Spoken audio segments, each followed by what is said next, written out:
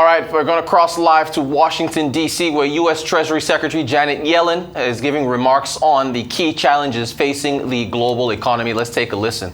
But first, I'll speak about the global context, both our short-term and longer-term challenges. As we meet today, in the wake of two large back-to-back shocks, the global economy faces significant uncertainty. The pandemic caused a staggering loss of life and unprecedented fluctuations in economic activity and global commerce. And earlier this year, President Putin launched a brutal war against Ukraine. The human toll has been devastating. Putin's fraudulent attempt to annex sovereign Ukrainian territory is the latest example of his blatant contempt for the United Nations Charter and peaceful nations everywhere. The war's economic impacts are reverberating far beyond the borders of Ukraine and Europe, causing volatile energy, food, and fertilizer prices, which impose substantial harm on many countries across the globe. At the beginning of the global financial crisis, the world's major economies faced a similar suite of problems and responded with a similar suite of remedies. The same was true at the start of the pandemic. In contrast, the last year has seen divergent economic pressures. Many advanced economies, but not all, face inflation that's too high. Some major economies face more acute stress due to uncertain energy supplies than others. These different challenges require different policy approaches. For major economies facing high inflation, the immediate task is to return to an environment of stable prices, and central banks bear the prime responsibility. But it's important to recognize that macroeconomic tightening in advanced countries can have international spillovers. Differences in countries' circumstances and in their respective policies are bound to result in some currency realignments. The G7 has committed to market-determined exchange rates, but we are attentive to the potential consequences of exchange rate movements. Emerging markets in developing countries are often most acutely affected both by global shocks and by spillovers from the policies of advanced countries. Swings in capital flows and financial pressures resulting from higher interest rates can add additional stress on top of significant and strained debt vulnerabilities. Some countries face acute food insecurity, exacerbated by climate change. Many are struggling with energy supply. Others, especially in sub-Saharan Africa, suffer from insufficient deployment of vaccines and boosters. Many developing countries, with the most limited resources and policy space and high debt burdens, are facing all these challenges simultaneously. During next week's IMF and World Bank annual meetings, I will work with a broad group of partners to advance our response to the current macroeconomic challenges. Policymakers in the major economies must continue implementing policies to rein in high inflation, while remaining attentive to global repercussions. Clear and open communications, coupled with cooperation among the major economies to address spillovers, remain essential. From energy to food security, the United States and our partners have coordinated to stem the fallout from Russia's war against Ukraine felt by people around the world. Since spring, the United States has released 160 million barrels of crude oil to shore up supply, and our coalition is committed to finalize and implement a cap on the price of Russian oil. This cap aims to keep Russian oil flowing onto global markets at lower prices, particularly benefiting low and middle-income countries, while also cutting into the revenue Putin is using to fund his illegal war. The United States has also pledged almost $10 billion to tackle the growing food security crisis. The international financial institutions are redoubling their efforts by implementing a food security action plan announced in May, and these efforts must continue. We must also be prepared to help countries that fall into debt or other crises. Broadly speaking, we have well-developed tools to support countries in need.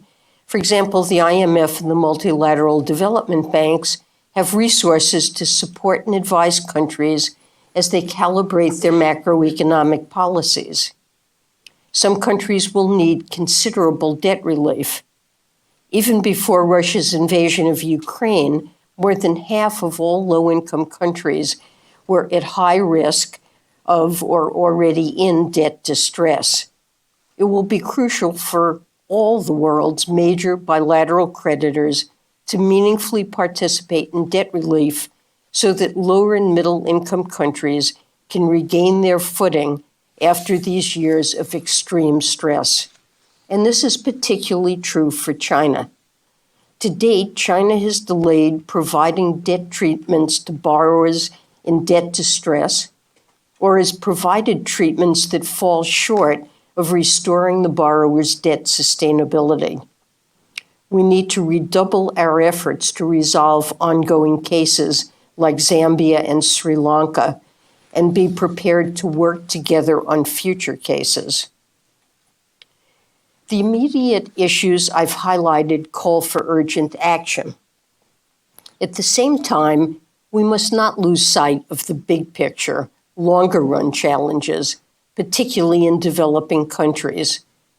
And the remainder of my remarks will focus on these challenges, what they mean for developing countries, and how to address them. The last several decades have seen substantial alleviation of world poverty, but recent crises are eroding those gains. At least 75 million additional people are facing extreme poverty this year. Without urgent and concerted action, the world is unlikely to meet the Sustainable Development Goals by 2030. Long-standing problems are the cause of persistent poverty and inequality. Those problems include lack of access to education and health care, and basic infrastructure like clean water, electricity, roads, and broadband. Ineffective, non-transparent institutions foster corruption and political oppression. They also limit the rights of women and minorities. And developing countries, along with the rest of the world, are experiencing increasing incidents of extreme weather, driven by climate change, with agriculture especially vulnerable. Addressing these contributors to poverty has always been central to development policy. But this agenda is particularly important in unlocking key trends that are shaping the future of the developing world. Let me touch on two examples. The first is demographics. Most of the world's net population growth over the next century will be in sub-Saharan Africa and certain regions of Asia. In Africa, an estimated 1.7 million individuals are now entering the job market each month. These future generations will expand the labor force and could drive new innovations and productivity gains. But capitalizing on the promise of a growing population necessitates investment today in both human capital and sustainable infrastructure. The second trend pertains to technology and digitalization. Greater connectivity can bring significant efficiencies. It can also spur innovation and democratize access to finance, education, and health. But realization of these benefits requires investment in digital infrastructure. At the same time, countries need to strengthen their regulatory frameworks and enforcement against illicit activity and threats to cybersecurity and privacy. The growth of the digital economy must expand opportunity and not exacerbate inequality. In the past, most anti-poverty strategies have been country-focused. But today, some of the most powerful threats to the world's poorest and most vulnerable require a different approach. Why so? Because the challenges are global rather than country-specific. A prime example of such a challenge is climate change. Indeed, it is an existential threat to our planet. No country can tackle it alone. Success requires all countries to work together to achieve the goals of the Paris Agreement. Understanding the economic and human risks of climate change to Americans and to the world, the United States has just enacted our most aggressive domestic action on climate yet. We're committed to a net zero economy by 2050. We must also help developing countries transition their economies away from carbon-intensive energy sources and expand access to clean energy. To advance this objective, Treasury is announcing a new nearly $1 billion contribution to the Clean Technology Fund. And the Biden administration remains committed to boosting international climate financing to over $11 billion by 2024. In addition to abating emissions, countries must also build greater resilience to climate change's impacts. Recently, devastating floods in Pakistan dislocated more than 33 million people and destroyed hundreds of thousands of hectares of farmland. Global climate change has stark consequences at every level, local, national, and regional. The world must mitigate climate change and the resultant consequences of forced migration, regional conflicts, and supply disruptions.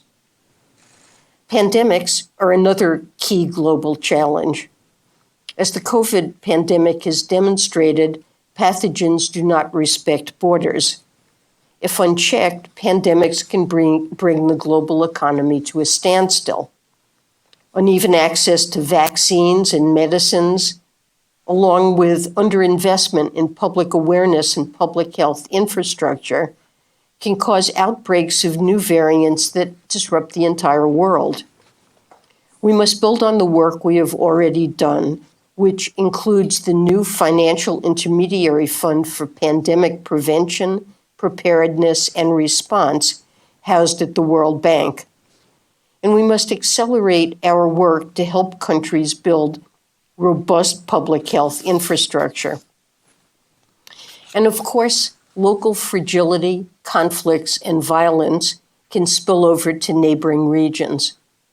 As of June, the UN estimates that there are more than 100 million people worldwide displaced by conflict, violence, and fear of persecution. That's almost 60 million more than just a decade ago. Displacement of people and broken supply chains can ripple through regions and the world. To contend with these effects, governments will have to increase their budgets for security, refugees, or disaster recovery, and that will likely be at the expense of investments such as education and health. Some people have said that limited resources and capacity constraints pose a tension between progress on development and addressing these global challenges. But that's a false choice. We must do both, especially since these priorities are mutually reinforcing. Unmitigated global challenges can be destructive to our development aspirations by putting at risk investment, financial stability, and human health and welfare. Conversely, lack of development can magnify global challenges and increase vulnerabilities, with negative spillovers onto the rest of the world. So, how to make sustained progress on this array of challenges. We need to come together to develop new strategies, policies, and approaches to mobilize financing more effectively across domestic resources, the official sector, and the private sector. There's a huge pool of global savings, but the flow to developing countries is limited. Why? The obstacles include information asymmetry, a scarcity of bankable projects, and political and regulatory uncertainty. There's also a shortage of tools to diversify risks beyond individual projects with uncertain returns. Now there's broader macroeconomic uncertainty, and private investors remain risk-averse. These impediments make it crucial for us to examine our strategies for bringing together different sources of financing, for deepening capital markets, and for expanding lending in local currencies. The private sector has a key role to play, especially now, with countries struggling to recover from COVID and with constrained fiscal space. Investors must recognize the tremendous promise and need for investments in developing countries with their huge potential upside in both financial and human development terms. On their own, the multilateral development banks cannot provide financing on the scale that is needed, but they are a critical part of the solution. In concert with developing countries, the multilateral development banks have worked effectively for more than 75 years in designing holistic, economy-wide development strategies. They've provided direct financing for roads, basic education, health, water and sanitation, and energy. And they've done so on financial terms that countries cannot access from the market. Beyond direct financing, the multilateral development banks have served as pioneers in development finance. Development banks step in to fund activities that may never be profitable for private investors. They provide essential funding for countries recovering from disasters and conflict, as for example in Bosnia and Liberia, and as we expect them to do in Ukraine. They help scale development solutions that work, and they help chart the course for private investors by diffusing risk and providing policy advice to strengthen countries' institutional frameworks for investment. All in all, these banks have a broad set of tools to address many of the challenges I've outlined. But the multilateral development banks need to evolve as well. They have a strong record of financing national projects like infrastructure, where the costs and benefits both largely accrue to the same country. But to address the complex global challenges I described, we also need to invest in programs where the costs and benefits are more diffuse. We do not yet have a sufficiently robust toolkit to address with scale and urgency our global and cross-border challenges. The shareholders of these banks must ask them to devise new approaches to address global challenges without diminution of their traditional focus on poverty reduction and other sustainable development goals. I strongly believe that tackling these global challenges will bolster the bank's existing work on poverty alleviation. After all, climate change, threats to global health, and fragility have a disproportionate impact on the poor. The evolution of these banks will require changes to incentives, operating models, and uses of the bank's financial resources. First, we need to take a different view on how to incentivize investments to tackle global challenges. It's appropriate to consider greater use of concessional resources, including grants, to fund investments where the benefits are shared more broadly by the world. For example, I see a case for concessional financing to help middle-income countries transition away from coal in the context of accelerating the clean energy transition. If the global community benefits from investments in climate, then the global community should help bear the cost. The development bank should also use their research and analytical capability to provide improved diagnostics related to global challenges. They can use policy advice and conditionality to encourage countries, especially those with access to other financing, to direct funding toward investments with broader benefits. Second, the development bank should consider changes to their operational models. In addition to the traditional country-based lending model, it's time to consider expanded options. The development banks may need to support both global and regional entities. Tackling global challenges requires global coordination and funding pools that go beyond national governments. During the pandemic, for example, global organizations like COVAX have been vital to expediting the rollout of COVID-19 vaccines to a broad range of developing countries. The development banks should also consider targeting additional resources toward sub-sovereign levels where local expertise and reform energy could result in faster, more tangible benefits. Green city and smart city initiatives are examples of sub-sovereign development that multilateral development banks could support in a more direct and integrated fashion. I also believe that development banks should adopt stronger targets for mobilizing private finance and deploy a broader range of instruments, including guarantees and insurance products, to mobilize more private capital into their projects. This is especially true for development banks that are focused on private sector development.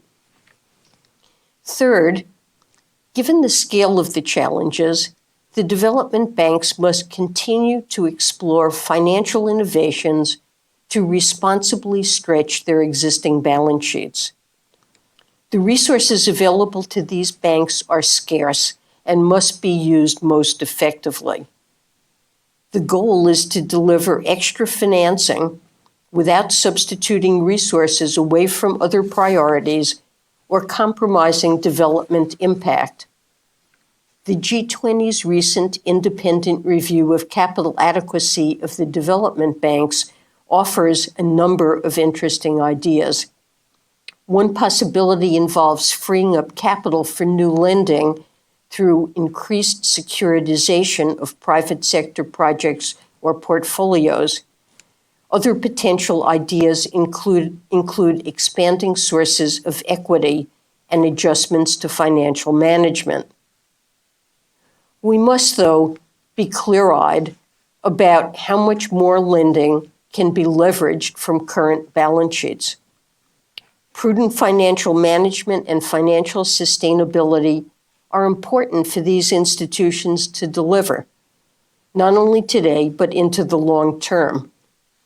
We need to preserve the ability of the institutions to borrow from markets on attractive terms and to play a counter-cyclical role when needed.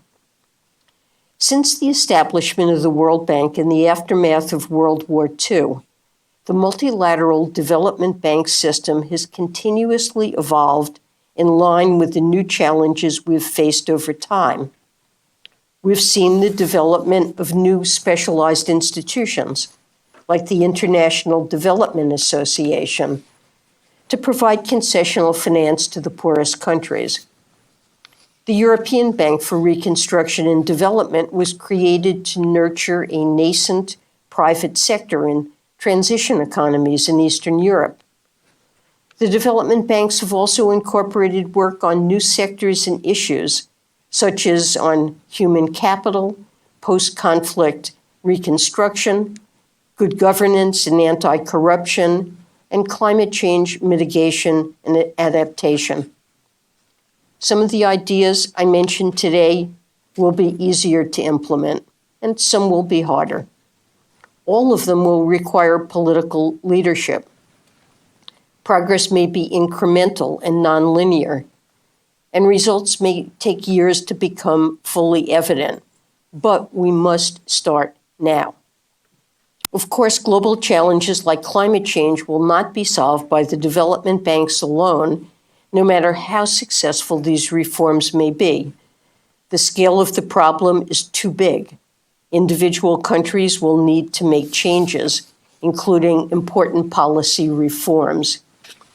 Advanced economies must provide quality financing, and crucially, the private sector will need to step in with investments in technology. The Just Energy Transition Partnership, being developed for a number of countries with active participation from the United States, the G7, and other partners, provides a promising new model for aligning domestic, public, private, and philanthropic resources in support of the fight against climate change. The world cannot afford to delay or lower our ambitions. The current challenges are urgent. And that is why I, along with leaders from a broad group of countries, will be calling on World Bank management at the annual meetings next week to work with shareholders to develop a World Bank evolution roadmap by December. Deeper work should begin by the spring. Shareholders will then need to drive parallel, holistic reform efforts across other development banks as well. To accelerate this work, my team will step up our engagement with World Bank shareholders and management, and we look forward to discussing more details on this project in the coming weeks. So, let me conclude where I started. To confront the evolving challenges facing the global economy today, we all have jobs to do at home. In the United States and many other advanced economies, this means reining in inflation while providing targeted support to those most impacted by rising prices. At the same time, in addressing our global challenges, we must cooperate and we must listen to one another. Shocks from the pandemic and Russia's terrible war have rattled the world economy. But this is no time for us to retreat. The world needs ambitious responses to all our problems, from policymakers, business leaders, and development officials alike. We need ambition in how we work together to guide the global economy in the near term. We need ambition in updating our vision for development financing and delivery. And we need ambition in meeting our global challenges. So thank you very much.